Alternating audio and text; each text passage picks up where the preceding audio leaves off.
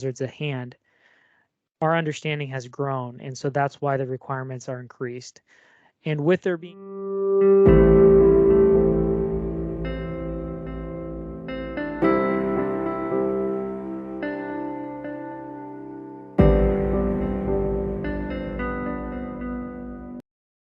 Welcome once again to our third video. This is Stephen with Service Plus, and I'm here with David. This video, we're going to be talking about what does a homeowner need to know and need to do in order to keep their GFCIs in functioning and safe condition. There's going to be some information that you need to know, and then there's going to be some things that you need to do on a regular basis. And so if you didn't watch the other videos, this video, we're not going to talk about how it works. We're not going to talk about why it's important so much.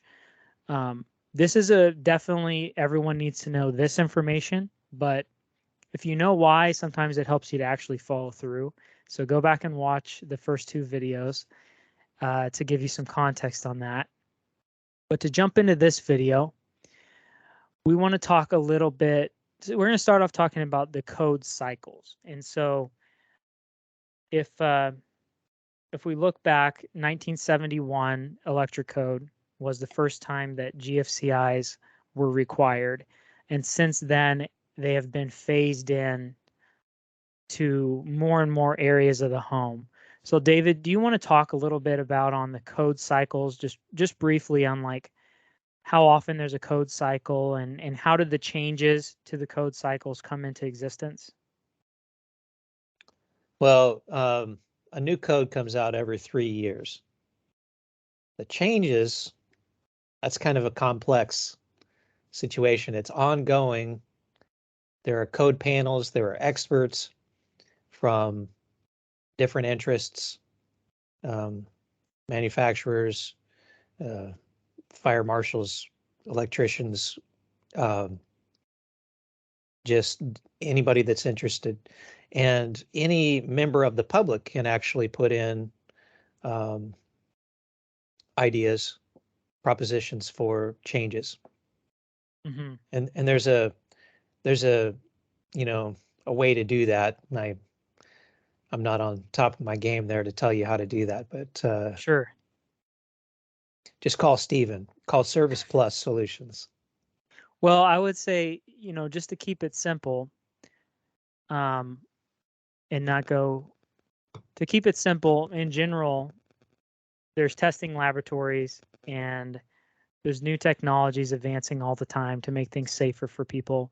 And so you can know that generally every new code cycle is making things a little bit safer on a uniform level for all people to know that when they purchase a home or they purchase a building of whatever type it is, that it's going to be safe, because obviously it's not something that the general person is going to be, skilled and have the expertise to know whether something's safe or not. And so that's why we have these codes that across the board we know things are gradually getting safer and safer. We all wear seatbelts now.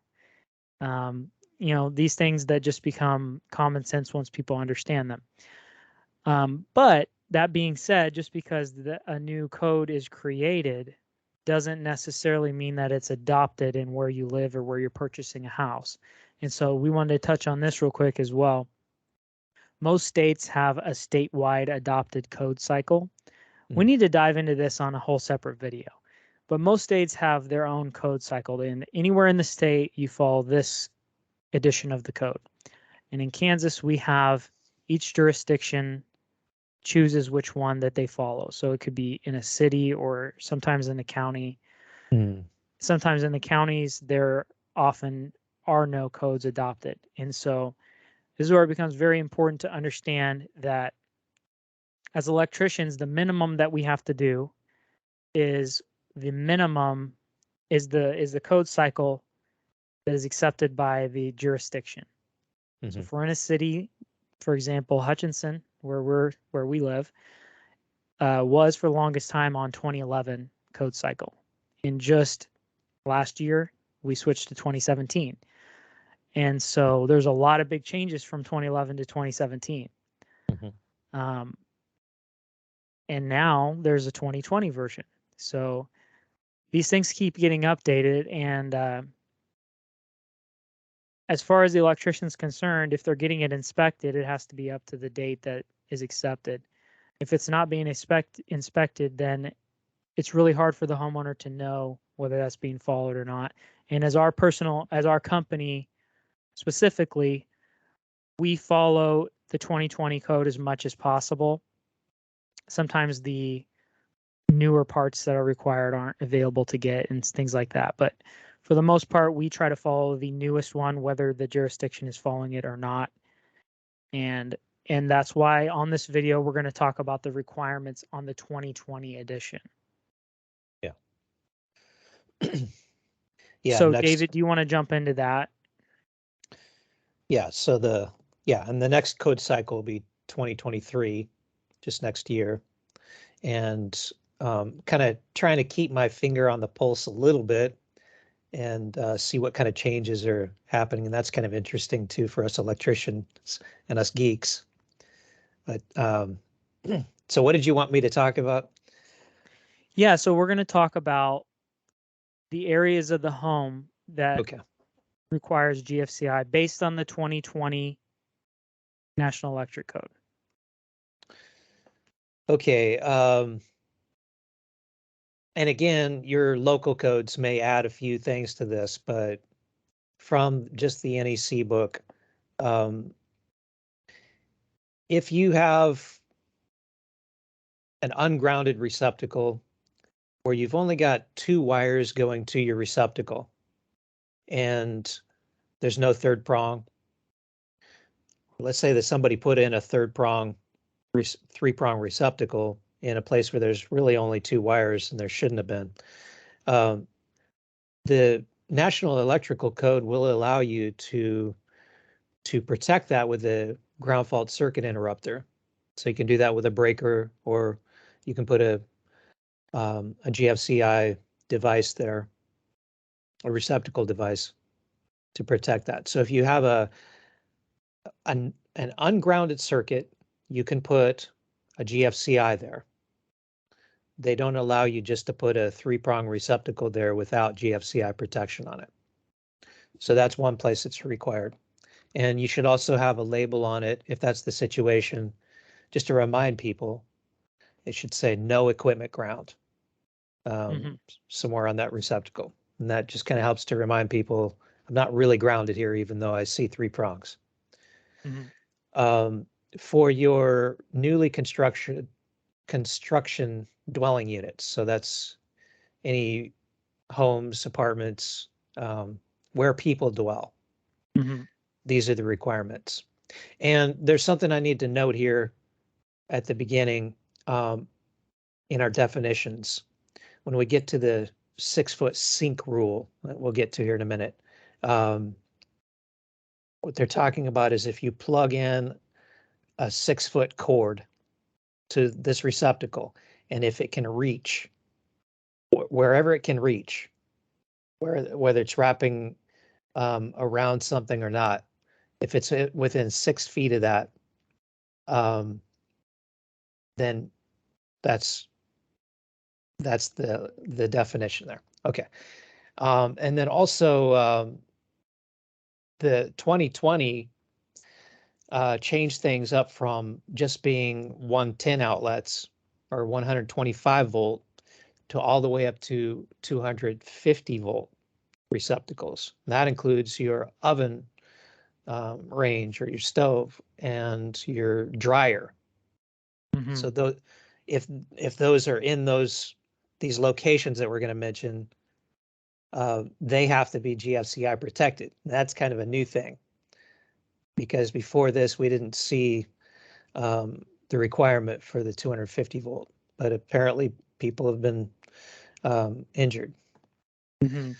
Okay, so number 1, location in your home, bathrooms, anything in a dwelling unit, a receptacle, 125 to 250 volt, has to be GFCI protected. Garages and outbuildings, if it has a floor that is level with the grade or below, it has to have GFCI.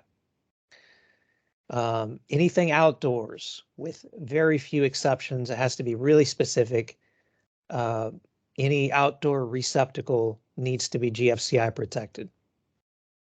And that is very important because we're dealing with wet areas, once you step up from under a roof. Okay, the exceptions, I'll mention them real quickly. If you've got a branch circuit that's dedicated to snow melting, de-icing, or pipeline and vessel heating, you don't have to have GFCI protection, but it also has to have GFPE protection, which is ground fault protection for equipment, of between 6 to 50 milliamps. That does have to be installed. So it used to not require that. It just had to be for de-icing. And now it has to have some kind of GFPE. So anything outdoors is going to have some kind of ground fault protection on it now. Crawl spaces. Okay, this is at or below grade. Again, if your floor is at or below grade and you've got a receptacle in that space, that crawl space, it has to be GFCI protected.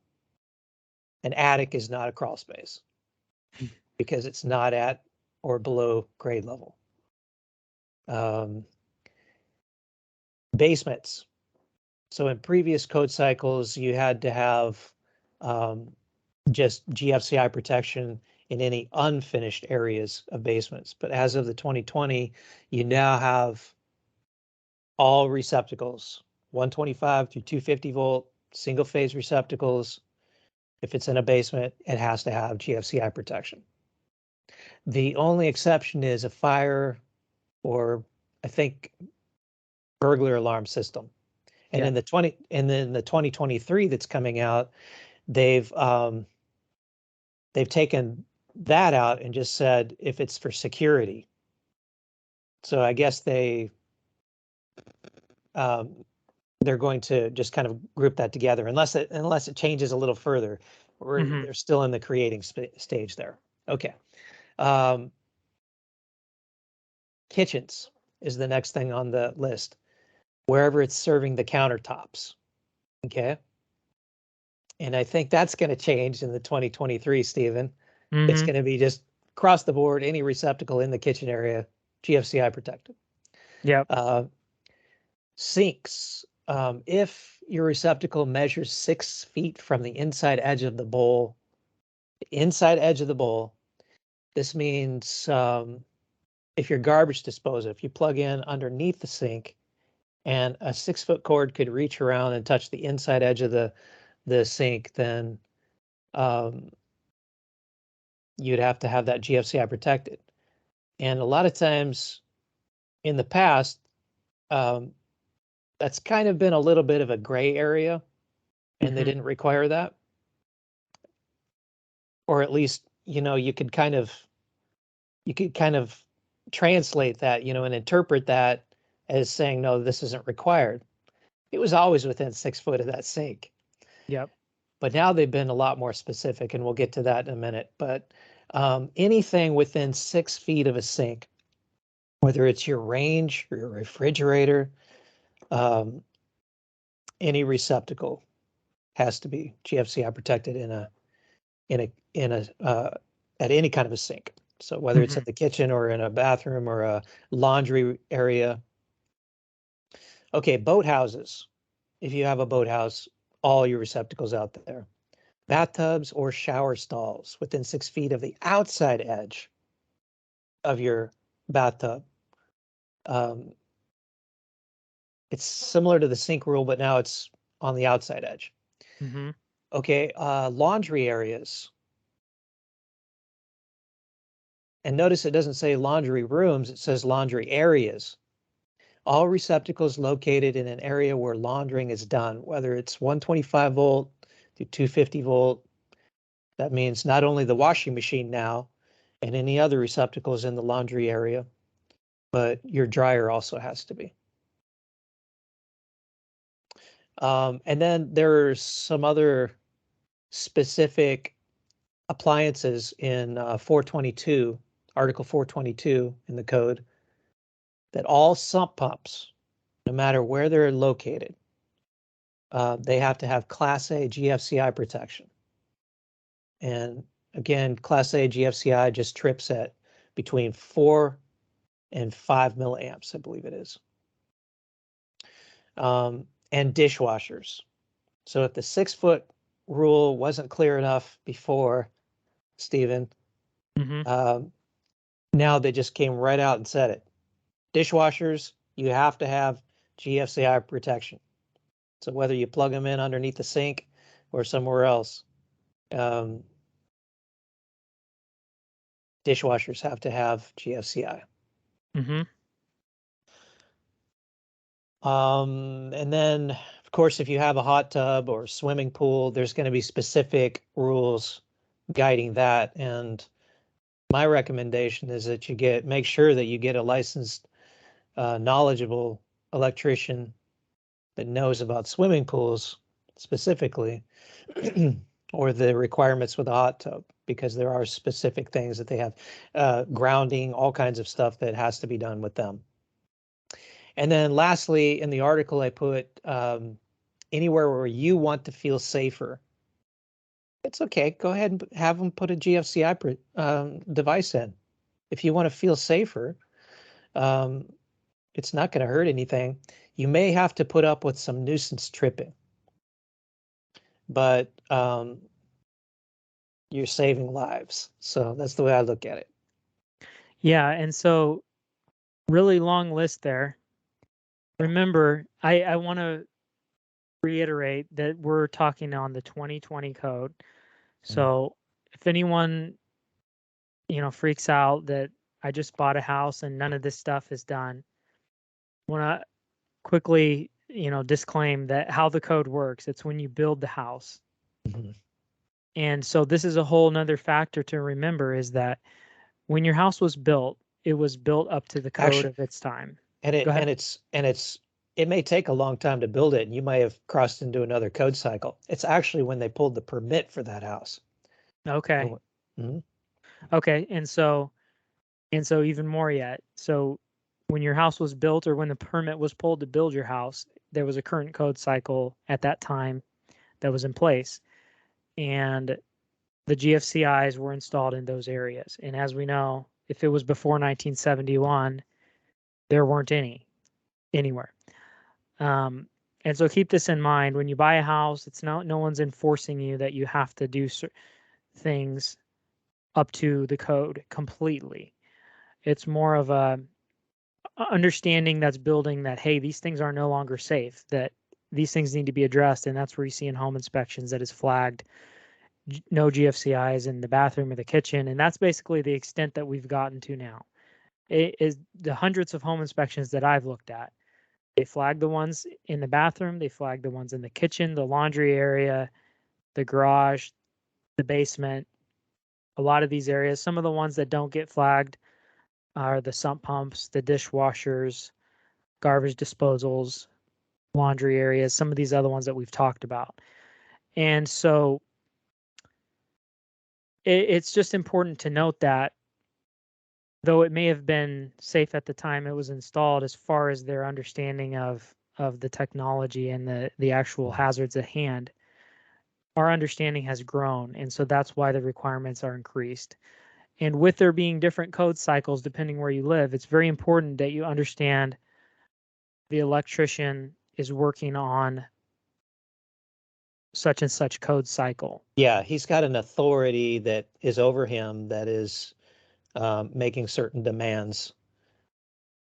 And Stephen had said that no one's forcing you to change these kinds of things, but maybe somebody is forcing you to change it. It could be the bank, could be the insurance company, in order for your house to sell. You want to get rid of it. So they do have the ability to require those things at that time. But the code itself and the electricians are not forcing you to change anything, but it's they're willing to help you.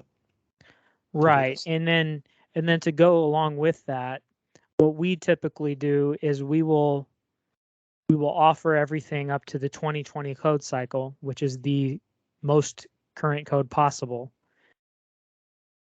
none of the jurisdictions that we work in have adopted that code.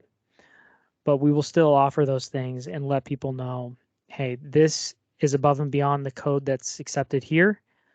But based on all the people that put the code together and all the testing that's been done in the laboratories and all that, then this is what is recommended. So this is what we're recommending. Now, we can take that off if your budget doesn't afford it, but we're not going to take that off unless you understand why it's there. So we want you to still understand the functioning of it. Now,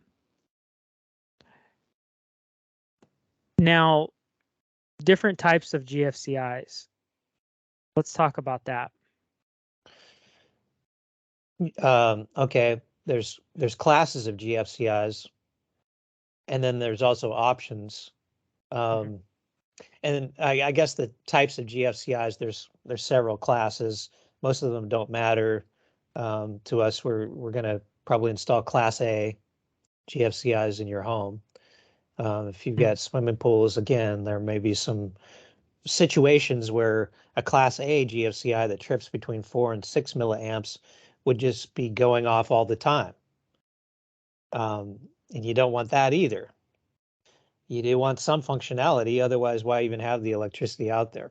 So they do make some options for that. We're not going to really go into that too much. You've got your receptacle type and your breaker type. Those are the two main types. And then of course you've got some portable versions where you might have a cord assembly where a GFCI is part of that. And say you were on a job site or something, you want to make sure that you're safe. You can bring that along with you. And then, did you want to talk about different options that are available in GFCIs? Well, I brought a couple of examples. Those many people are familiar with here's a GFCI receptacle. Oh wow, Elijah, you're right. And this is how you know they have test and reset buttons, and then all the newer ones have a little indicator light here. So if there is a ground fault, then this light will light up and it will open the circuit. In other words, shut the power off at this receptacle. And that little light is handy because it flashes if there's a problem with the GFCI, so you can know that it needs to be replaced, and it lights up solid if there was a ground fault, so you can know why there's no power there. There was a ground fault, and it did its job. The older ones don't always look like this. Sometimes they have a black and red button. Sometimes they have a yellow and red buttons. And some of them don't have an indicator light. Some of them do. Different brands, the light does different things. But more and more, they're starting to do the same thing with the indicator lights. And then we have breakers.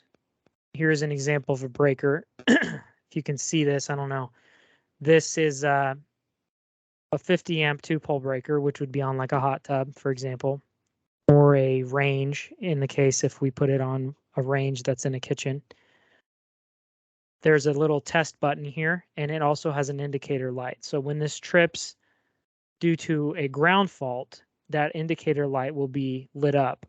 If it trips due to an overload or short circuit, the light will not be lit up. So that helps you understand what's actually going on here. If there was too much electricity being used, it will just trip the handle. And if there was a ground fault, which we've discussed in the other videos, once again, watch the first and second videos to understand what the ground fault is, but it will trip it and this light will turn on to let you know there was a ground fault. And then here's another one that does not have the indicator light. So these are great in that they give you the protection of the GFCI, but they do not have an indicator light to show you that's why it tripped. There are also what we call, well, a lot of times they're called dead fronts, but they look like the GFCI with no outlets to plug into. Sure. So we use those on like dishwasher disposal sometimes. That way you have a way of there you go. Yeah. testing it. That would be like still have the test and reset buttons. If you were going to hardwire your Yeah, that's a really good solution actually to the dishwasher thing because it looks nice. It doesn't look like a little breaker box right there in the out in the open. Yeah, you could just disconnect it there by hitting the test button. Yeah, and we can't, something else we didn't talk about in the article, but if you're going to do something yourself, you have to put GFCI receptacles in readily accessible locations. And so we can't put one underneath the counter. And so that's why we do those in that case. Some of the other things you talked about, David, tamper resistant. All Yeah, the ones that we put in are tamper resistant. yeah, that's pretty common now. Although I talked to an electrician the other day that didn't know what I was talking about. Um, yeah, tamper resistance just means that there's a little mechanism inside the slots. If you want to hold that receptacle back up there again, Mhm. it's got a little mechanism in there so that you can't really see it very well, but I know what to look for. I can kind of see some dark like gray areas in there. It'll only take. It's designed to only accept a 2 or 3 pronged receptacle. There's got to be 2 blades going in at the same time, at least, Mhm. to make them both open. If there's only one, and this would be like a child trying to stick a screwdriver or nail file or something into that, or a key because he's going to start his car. Um, he can't get shocked because he won't be able to get it through there. It'll block him. And then the receptacles that are manufactured now are self-testing. So a lot of people don't realize this either, but they do test themselves as long as power is applied to them. They test themselves on a certain frequency and will trip if there is a problem. Mm-hmm. If there It's is, go ahead. it's an option that's seems to be becoming standard, but it wouldn't necessarily be on every GFCI now that's being made, but Right. um, it's an option. If the receptacle is outdoors, it needs to be weather resistant. So I don't think you can probably see this, but oh, maybe you can. WR. Yeah, That I noticed. means Yeah. for some reason, I will tell you that it seems like electricians around here don't know what that is. I just don't see them everywhere I open up the outdoor receptacles someplace that we haven't worked before. There's a regular GFCI outlet in there. And I'll tell you what the difference is.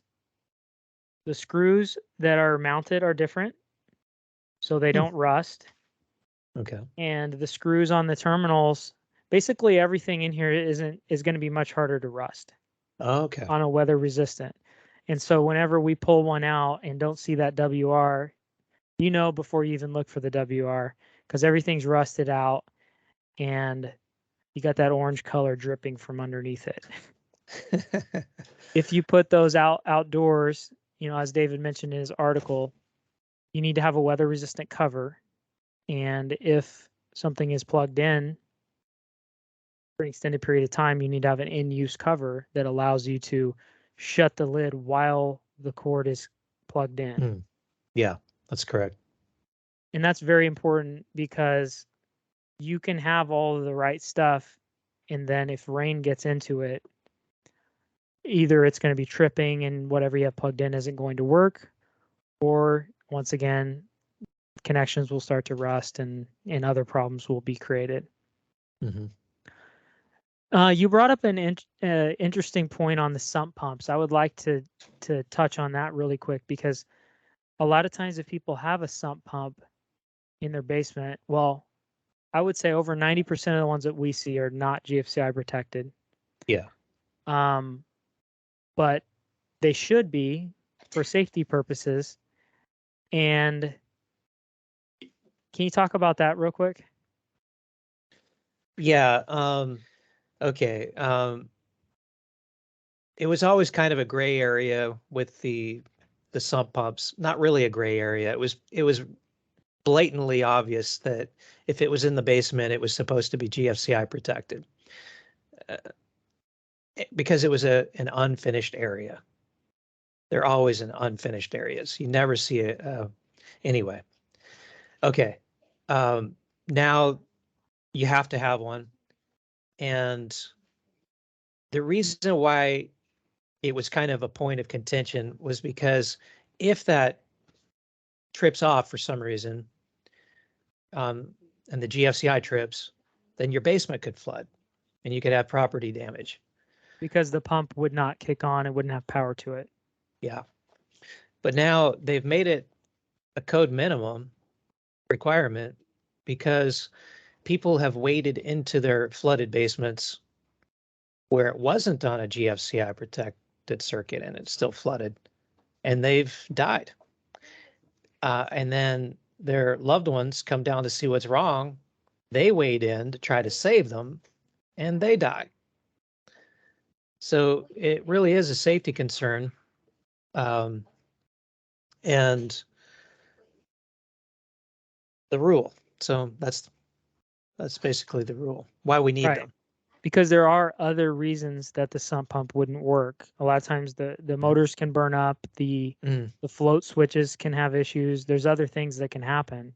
Yeah. And so what we do, what we recommend on those are audible alarm GFCIs. There you go. Which we have that GFCI receptacle there at the sump pump, which the sump pump is plugged into that. If there's a ground fault, it trips it, but it makes a loud wailing sound that if you get anywhere near the stairs, you're going to hear the sound.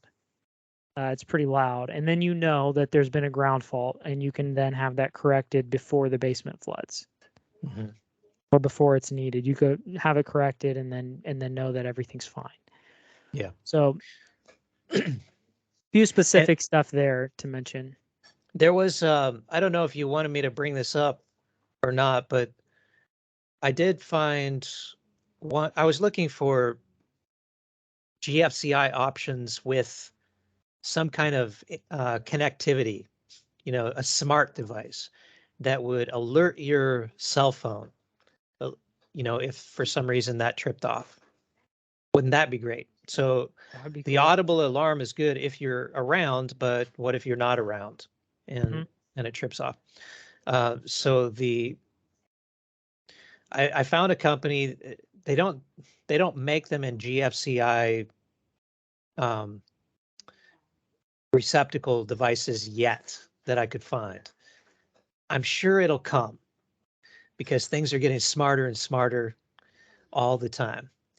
But but you can plug this GFI Notify device in, and I think they want a monthly subscription. We're not affiliated with these. I've never tested them, but this is their claim. They just have you do a one-time subscription, and I think it's a lifetime subscription, and you can buy. I think you get 2 of these smart plugs. You plug it in, you set it up on your phone, and it'll alert you. And you can get extra ones, and you don't have to pay any more subscription price for having more. So I thought it was kind of cool.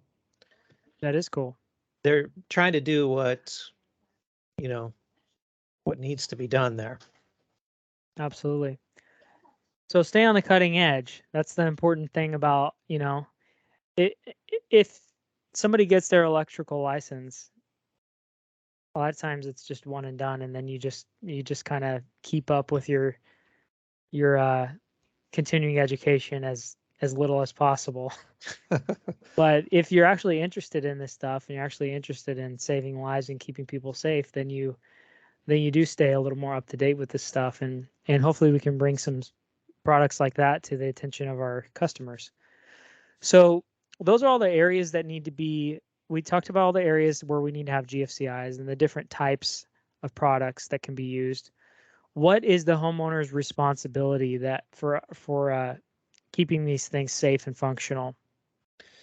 Okay, there should be some packaging that come in every GFCI that gives you a schedule, maintenance schedule, and your job as a consumer is to go and test that once a month. Usually, if you look at the packaging or the brochure that's in it, It's usually about once a month you need to go and press the test button. But I think with that self-testing, it's doing it all the time. So that gives you a little more peace of mind. But I think even in those packages with the self-testing, I think it still says to go around and just push the test button Yep. once a month. That's really the only recommended way to test these things. You could have a little tester that you plug in and push the button and it trips, but sometimes those aren't reliable. So the only reliable way is to push the test button on the device in your breaker panel or on your um, receptacle. If it trips off and then resets, you've still got a good working device. And if for some reason it won't trip off or it won't reset, it's time to replace it. And speaking of replacing it, we were doing a little bit of quick research before this, talking about the life expectancy of products, and it's just a factor that we just don't consider a lot of times. But when you think that they started using these things in the 70s, that's 50 years ago, and based on the quick research we did, a lot of the receptacles have a life expectancy of like 20 years, breakers of like 35 years, and so even if you have them, I would say you're pretty good if you're going around testing them. That gives you a pretty good understanding. And then, of course, if you don't have power at one of them, then there's some sort of an issue. But just keep in mind, if you do have older GFCI receptacles, they usually have the ugly red and yellow or black buttons on them, and they may still need to be replaced and updated in that case. But most important thing is going around and testing those things regularly. If you are one of our customers, a Service Plus customer, if you're one of our members, we do an annual safety inspection on an electrical system where we do go around and test all the GFCIs among many other things that we test. But it's still very helpful for a homeowner to know that, and it also can save you a lot of money if you lose power to something and know that you can go around and check those things. A lot of times that can find your problem. I will say, just on the for the do-it-yourselfers,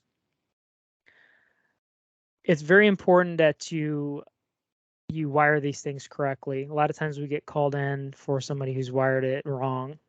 But you wire those things correctly, and you don't necessarily have to have the GFCI receptacle at every single receptacle. David mentioned in the beginning of 3-prong receptacles that actually don't have a ground wire. It's very common because of the age of the homes here. You don't actually have to have a GFCI receptacle at every single receptacle. You can protect the ones downstream. If you don't know how to do that, of course, call a professional. But you may have a professional come in and you say, well, there's only 1 or 2 GFCIs here. Well, they've protected the other ones downline in the circuit with that one. And so that's where you may avoid some confusion if you know that is common practice. Is there anything else we want to touch on as far as what the homeowner should know and be responsible for here? Did you want to mention the line and load side of the GFCI receptacle? Yeah, that's basically what I was talking about. But if you want to expand on it a little more, so it's okay. And for the do-it-yourselfer, changing out a receptacle is something that you could do.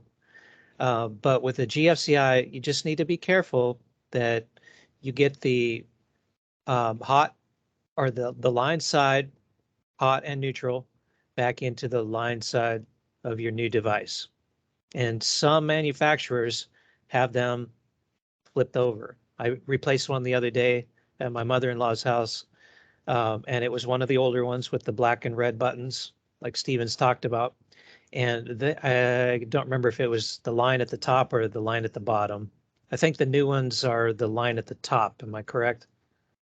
Line side at the top, load side at the bottom, or is it the other way around? the other way around.